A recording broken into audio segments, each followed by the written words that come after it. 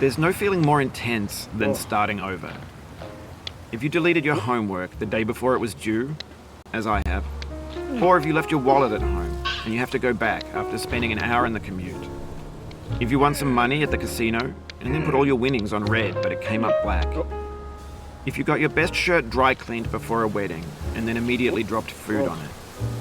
If you won an argument with a friend and then later discovered that they just returned to their original view. Starting over is harder than starting up. If you're not ready for that, like if you've already had a bad day, then what you're about to go through might be too much. Feel free to go away and come back. I'll be here. Alright, thanks for coming with me on this trip. I'll understand if you have to take a break at any point. Just find a safe place to stop and quit the game. Don't worry, I'll save your progress, always, even your mistakes. This game is a homage to a free game that came out in 2002, titled Sexy Hiking. The author of that game was goooooo, a mysterious Czech designer who was known at the time as the father of B games. And B games are rough assemblages of found objects. Designers slap them together very quickly and freely, and they're often too rough and unfriendly to gain much of a following.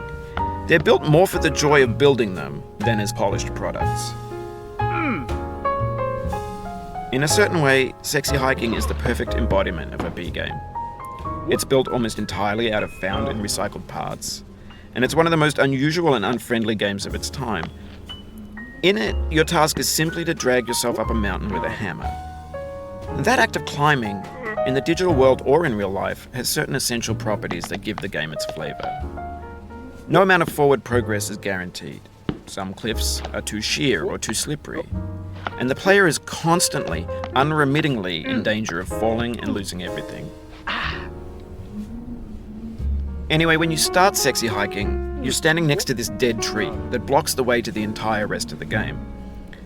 It might take you an hour to get over that tree, and a lot of people never got past it. You prod and you poke at it, exploring the limits of your reach and your strength, trying to find a way up and over. And there's a sense of truth in that lack of compromise. Most obstacles in video game worlds are fake. You can be completely confident in your ability to get through them once you have the correct method or the correct equipment or just by spending enough time. In that sense, every pixelated obstacle in Sexy Hiking is real. The obstacles in Sexy Hiking are unyielding, and that makes the game uniquely frustrating. But I'm not sure goooooo intended to make a frustrating game. The frustration is just essential to the act of climbing, and it's authentic to the process of building a game about climbing.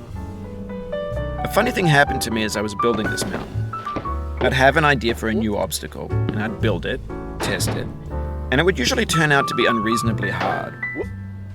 But I couldn't bring myself to make it easier. It already felt like my inability to get past the new obstacle was my fault, as a player rather than as a builder. Imaginary mountains build themselves from our efforts to climb them, and it's our repeated attempts to reach the summit that turns those mountains into something real. When you're building a video game world, you're building with ideas, and that can be like working with quickset cement.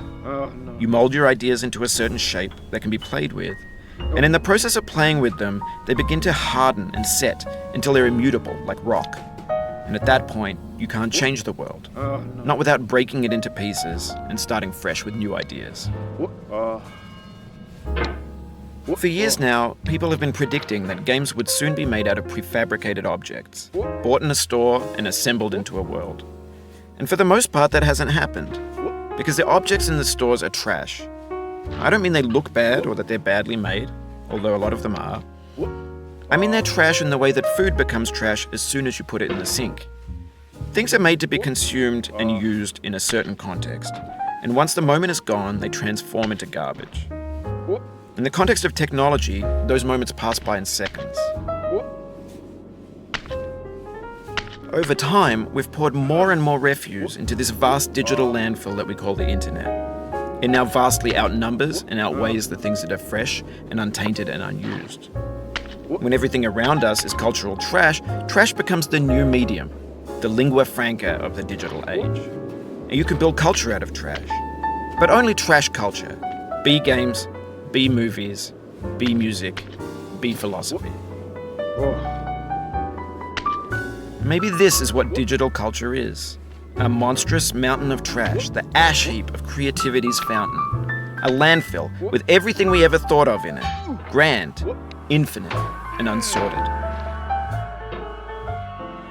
There's 3D models of breakfast, Gen X's fanfic novels, scan magazines, green screen Shia LaBeouf, banned snuff scenes on LiveLeak. Facebook's got lifelike bots with unbranded adverts and candid shots of Kanye and Taylor Swift mashups, car crash epic failed GIFs, Russian dashcam vids, discussions of McRibs, discarded, forgotten, unrecycled, muddled, rotten, untitled. No. Everything's fresh for about 6 seconds, until some newer thing beckons, and we hit